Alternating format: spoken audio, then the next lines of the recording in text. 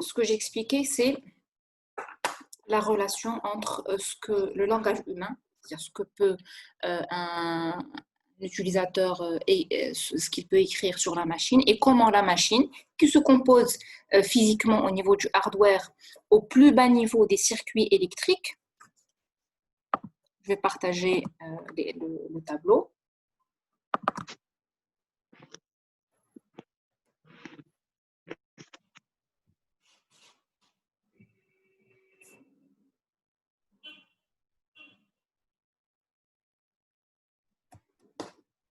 Donc, comment les circuits électriques, d'accord, ils peuvent faire finalement des traitements comme l'addition, la soustraction, la division, l'écriture de texte, écouter des audios, voir des vidéos, etc. D'accord? Alors, les circuits électriques, comment ils fonctionnent? Comment vous les imaginez aussi?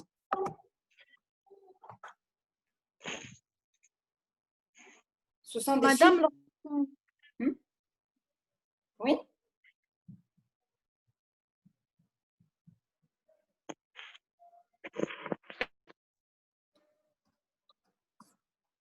Madame, Oui? lorsqu'on branche la machine au courant, ben, le courant passe et il y a une liaison entre les circuits.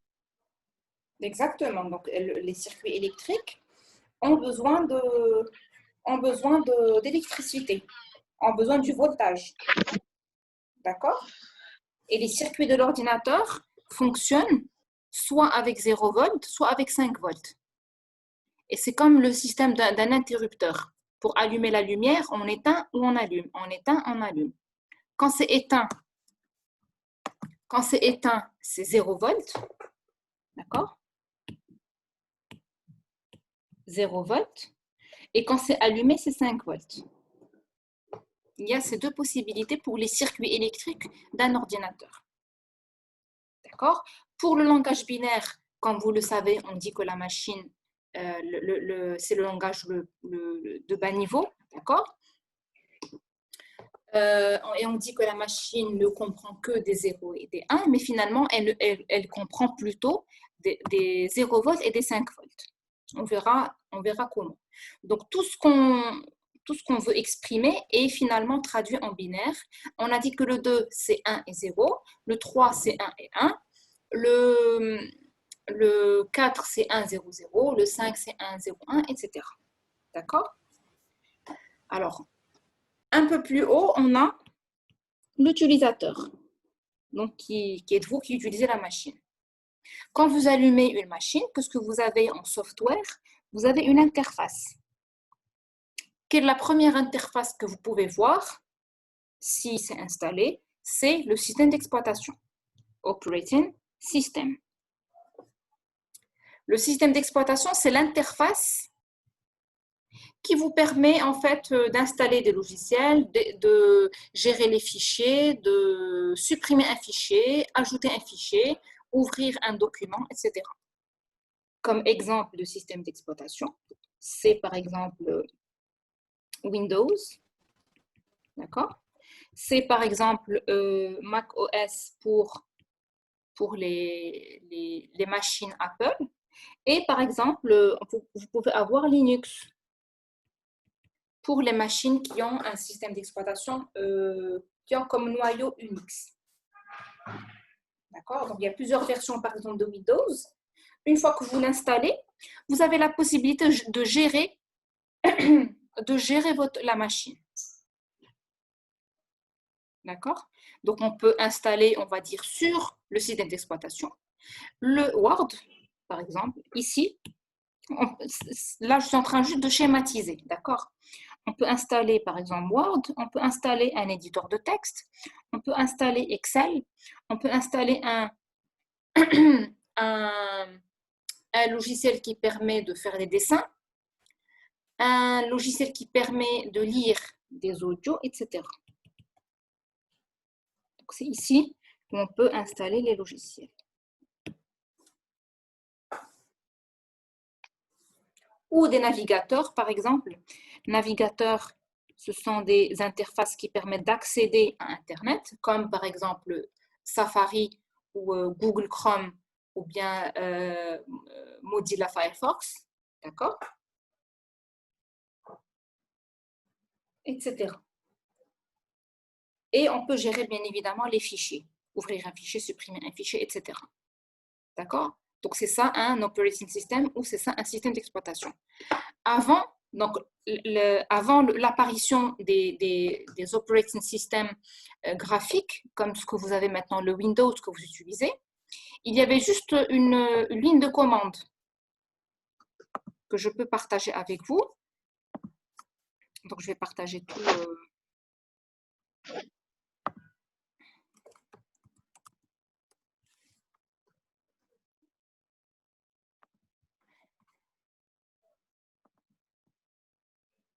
Avant, la console noire que vous avez, c'était le système d'exploitation. C'est-à-dire, quand vous allumez un ordinateur, vous avez ça. Et à travers des commandes, d'accord, que vous devez apprendre pour utiliser une machine, vous créez un fichier, vous supprimez un fichier. Au lieu de faire comme maintenant sur Windows, bouton droit, ajouter fichier, vous écrivez des commandes qui permettent de faire ça. Par exemple, là, je suis dans le fichier C de point utilisateur Xiaomi. Si je veux, par exemple, aller à utilisateur, j'écris, par exemple, CD de point. D'accord? Si je peux, par exemple, si je me rappelle bien, supprimer un fichier, c'est mkdir. J'écris le mot mkdir et le fichier à côté, ça supprime le fichier. Si vous voulez toutes les commandes, si vous voulez voir ou visualiser toutes les commandes qui permettent de gérer on va dire vos fichiers et autres, vous écrivez help, entrée. Et là, vous avez une liste de ce que vous, par exemple, ici, copie. Je l'ai vu quelque part. Copie, ça permet de copier un ou plusieurs fichiers. Au lieu de mettre bouton droit copier, par la suite coller, donc c'est le mot-clé copie. Et ainsi de suite. Donc, il y en a plusieurs. D'accord? Donc, ça, c'était l'ancien, on va dire, système d'exploitation. Là, vous avez le système d'exploitation. Si vous avez un ordinateur comme, par exemple, HP, ThinkPad, etc., vous avez Windows. Ou bien Mac OS, j'ai dit pour les Mac, etc. D'accord? Donc, pour avoir ceci, pour avoir la ligne de commande, cette fenêtre noire, vous écrivez simplement dans le bouton démarrer, vous écrivez CMD, entrée. Et vous allez lancer cette fenêtre noire. D'accord?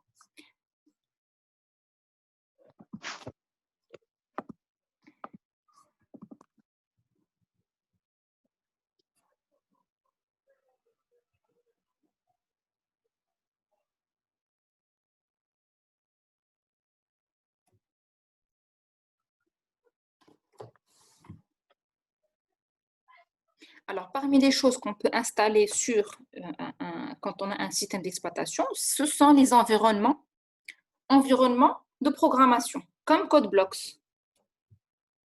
Environnement de programmation. C'est ce que je vous ai montré tout à l'heure. Là, on peut écrire du code, etc. D'accord? Donc, on a la couche utilisateur, système d'exploitation et tous les logiciels. Et un peu plus bas, on a les circuits logiques, le binaire. Entre les deux, qu'est-ce qu'on a? On a le processeur. Vous connaissez le processeur?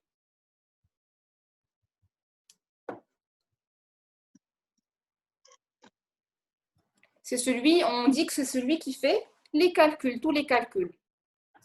Le langage du processeur, on l'appelle le langage assembleur. Langage assembleur. D'accord? Alors, comment ça se passe? Tout ce schéma, c'est pour vous montrer et vous expliquer comment, finalement, un ordinateur qui se compose de circuits électriques, on va dire, nous comprend pour finalement lui donner deux nombres et il nous renvoie leur somme. Nous, qui sommes un utilisateur humain. Alors, comment ça se passe? L'utilisateur va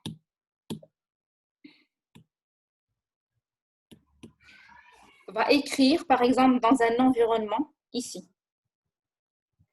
Il va rentrer dans un environnement de programmation comme CodeBlocks. Il va écrire le code. Il va déclarer les variables, écrire, etc. Le code dans un langage de programmation. Le code va être traduit. Donc, toutes ces flèches sont une sorte de traduction. Le code va être traduit dans un langage assembleur. Donc, ça va passer par le processeur. D'accord? Une fois que c'est traduit, le langage assembleur, ça ressemble à ça. On peut trouver, par exemple, add 5, 7 pour dire additionner 5 et 7. Ici, on peut trouver S reçoit 5 plus 7. D'accord? Donc, on traduit le code vers le langage assembleur. Le langage assembleur est à son tour traduit en binaire. Donc, le 5 va être traduit en langage binaire comment? Comment on exprime le 5? Avec un 1, 1 peut-être?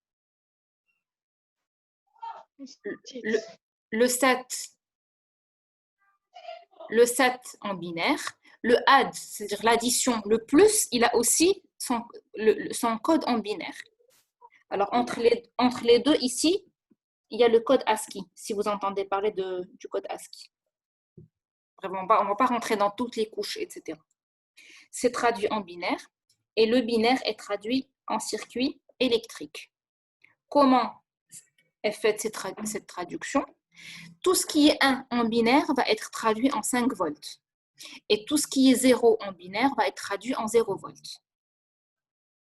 D'accord? Et donc, comment on va faire? Si on veut exprimer le 2, qui est 1 et 0, ça va être 0 volts, ça va être 5 volts, 0 volts. C'est comme un interrupteur qui s'allume, on a dit, et qui se rallume. 0 volts, 5 volts, 0 volts, 5 volts.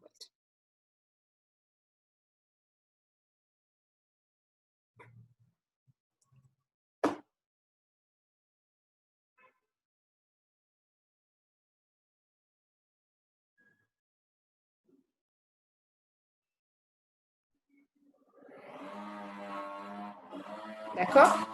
Donc, si nous voulons faire un zoom sur les circuits électriques,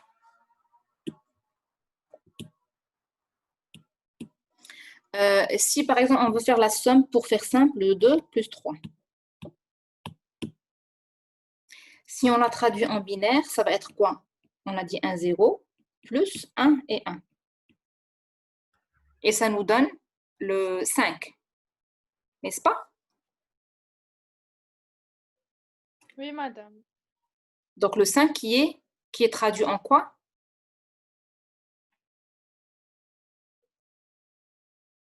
0, 1, 0, 1. 1, 0, 1. D'accord? Alors, en circuit logique, c'est comment? Pour exprimer le 0, on a dit que c'est 0 volts. Et on a un autre circuit, celui-là, 5 volts. D'accord? Donc ça, c'est le 2. Et le 3, c'est 5 volts et 5 volts. Et pour exprimer l'addition, on a des espèces de connecteurs. Et ça, on le voit dans les matières de l'architecture de l'ordinateur. D'accord? Par exemple, pour exprimer le « et », ça peut être comme ça. Et. C'est comme ça comment on le schématise. Mais ce sont de vrais connecteurs physiques, hardware. On leur donne, par exemple, le plus, comme ça. Alors, c'est soit comme ça, soit comme ça. Il y a un avec le plus et un avec fois. Ça veut dire le et, le ou et le et. Si, par exemple, on donne 1 avec 0, donc ça donne quelque chose, 1 ou 0. Et là, on applique la table de vérité. Pour avoir le résultat ici, on a la table de vérité. qui dit que, par exemple, A et B avec 0, 0, 0, 1, 1, 0 et 1, 1. A et B, quand est-ce que c'est vrai? C'est quand les deux sont vrais. Donc ici, on a 1, 0, 0 et 0.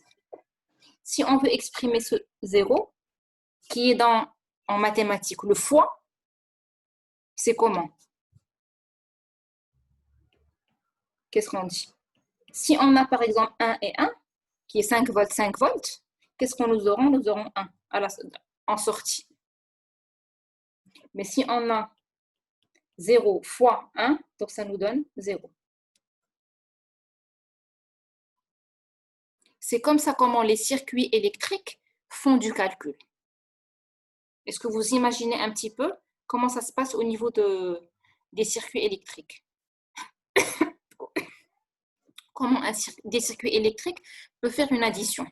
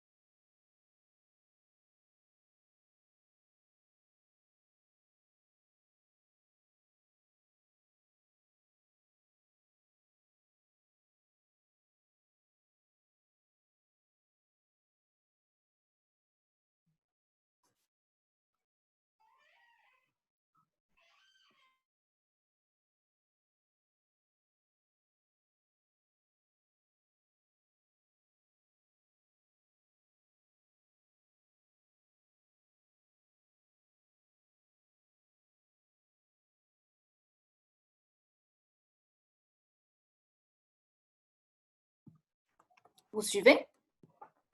Vous avez compris? Vous avez compris un petit peu l'idée? Et quand on veut exprimer plus, c'est le ou. Donc, c'est la table du ou. A ou B. Quand est-ce que c'est vrai? C'est quand l'un des deux est vrai. Donc, ici, vous avez 0, 1, 1 et 1. Comment on exprime le ou? C'est comme ça. Le ou bien plus. Donc, si on lui donne un 0 et un 1, qu'est-ce qu'il nous renvoie? Un 1. D'accord? Donc, c'est comme ça comment schématiquement, je ne suis pas spécialiste de l'électronique, mais schématiquement, c'est comme ça comment ça se passe. Il y a des connecteurs auxquels on donne deux entrées, ils nous donnent une sortie. Des connecteurs qui font l'addition, la soustraction, toutes les opérations. D'accord? Une fois que, donc là, qu'est-ce qu'on a fait? On a juste zoomé sur la partie circuit électrique, ici. Une fois que les circuits électriques font l'addition de 5 et 7, qu'est-ce qui se passe? Ils font revenir la réponse. La réponse qui est 5 plus 7, c'est 12, elle revient ici. On fait revenir la réponse en binaire, c'est-à-dire que le 12, il est exprimé en binaire, puis il est exprimé dans le langage assembleur, puis il est exprimé dans l'environnement de programmation. Et donc, nous, en tant qu'humains, qu'est-ce qu'on voit? On voit le résultat qui est 12, qu'on connaît, que nous comprenons, nous, sans voir forcément ce qui se passe au niveau de l'assembleur, ce qui se passe au niveau du binaire et ce qui se passe au niveau des circuits électriques. D'accord? Est-ce que c'est clair jusqu'ici?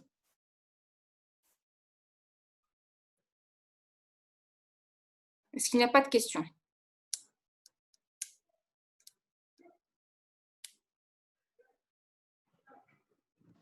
Oui, madame, tout est clair. D'accord. Alors, dans l'environnement de programmation qu'on installe pour écrire le programme, d'accord? Qu'est-ce qu'on trouve? On a dit, on trouve un éditeur de texte pour écrire le programme et on trouve aussi, ça se télécharge avec, ça se télécharge automatiquement avec, on trouve le compilateur. Quel est le rôle du compilateur? C'est le bouton sur lequel j'ai appuyé tout à l'heure. Quel est son rôle? Le compilateur permet de traduire ou de convertir ce que vous écrivez en langage C ou dans n'importe quel langage de programmation vers le langage assembleur, compris par la machine.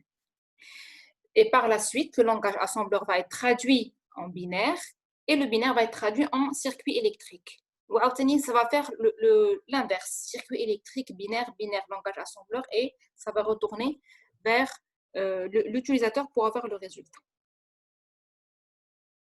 D'accord? Et on peut imaginer ça comme ceci.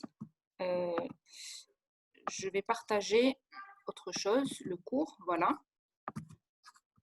Le compilateur, ce que vous avez à gauche, c'est un langage, c'est un programme écrit en langage C qui permet uniquement, simplement d'afficher le message Hello World. D'accord? Le compilateur, qu'est-ce qu'il fait? Une fois qu'on clique sur compiler, qu'est-ce qu'il fait? Il traduit ce programme vers le langage assembleur compris par le processeur. Le langage assembleur, il est traduit vers le langage binaire. Le langage binaire, il est par la suite traduit en circuit électrique 0 et 5 volts pour qu'il passe dans les connecteurs qui font l'addition, la soustraction, etc. Et je répète que les connecteurs sont quelque chose de physique qui prennent deux nombres et qui sortent une sortie. D'accord? Est-ce qu'il y a des questions?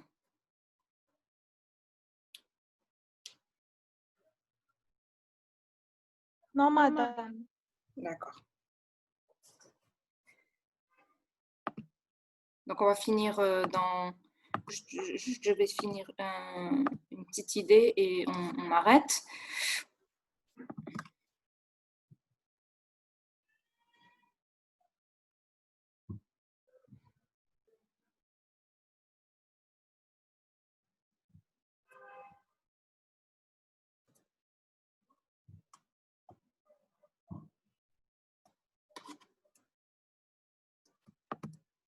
Donc, on a dit que l'algorithme, il est écrit en langage algorithmique compris par le langage humain, écrit en langage humain. Et le programme, c'est un ensemble de codes écrits dans un langage de programmation tel que C, Java, C++, SQL, compris par la machine. Compris par la machine, c'est tout ce que je viens d'expliquer. Quelle est maintenant la relation entre un algorithme et un programme écrit en langage de programmation? C'est la relation de... Cette relation ici, c'est une relation de traduction. C'est-à-dire qu'on peut écrire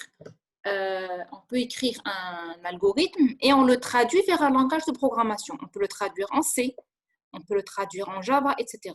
Donc, le même algorithme écrit en langage humain, début, fin, etc., on peut l'écrire dans différents langages de programmation selon notre besoin. On peut le traduire en C, en Java, en C++, en SQL, etc.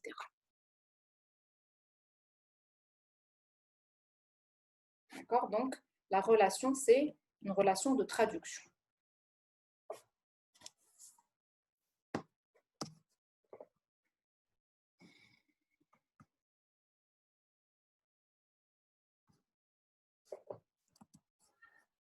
Dites-moi si vous avez des questions avant de finir. Madame, Oui? comment peut-on accéder au enregistrement de cette séance? Je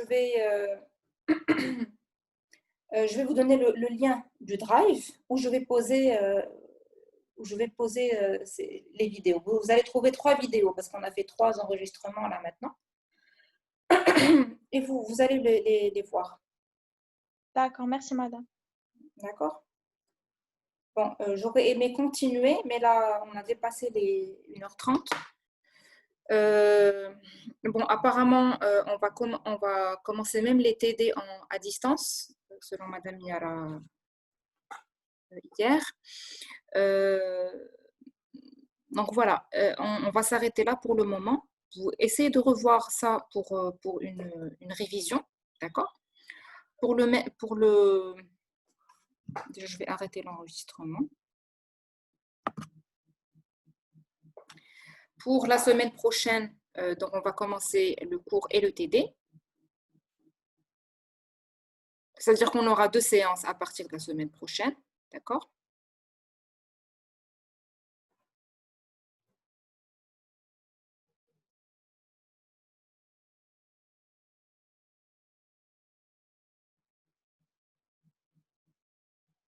Voilà, si vous voulez revoir les vidéos et me poser les questions en début de séance, n'hésitez pas.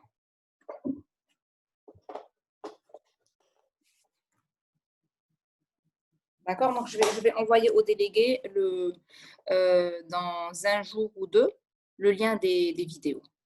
D'accord?